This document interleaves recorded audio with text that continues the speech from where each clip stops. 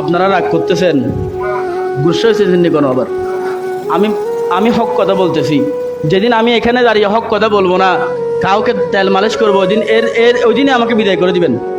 হুজুর আপনার এই মসজিদে থাকার কোনো অধিকার, সভাপতি হোক, সভাপতি যদি দুষ করে আমি এখানে দাঁড়িয়ে বলবো, এটা আমার বলার অধিকার। আমি মিম্বরে দাঁড়িয়েছি মানুষকে তেল মালিশ করার জন্য নয়। আমি মিম্বরে কারো পা ধরে থাকার জন্য দাঁড়াই নাই। আমি হক কথা বলতে পারবো, হক কথা বলার উপযুক্ত বিধে আমি এখানে এই মিম্বরে দাঁড়িয়েছি। আপনি জাকাত প্রদান করেন না, আচ্ছা আপনি যদি জাকাত প্রদান না করেন, কোরআন শরীফ থেকে জাকাতের আয়াতটা কি মুছে যাবে? হ্যাঁ, আপনি যদি ফিতরা না দেন, কোরআন শরীফ থেকে ফিতরার আয়াতটা কি মুছে যাবে?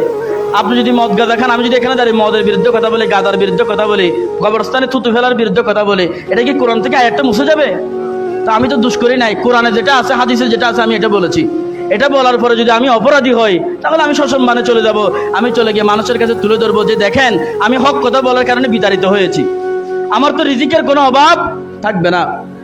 আমি কষ্ট থেকে এই কথাগুলো বলছি।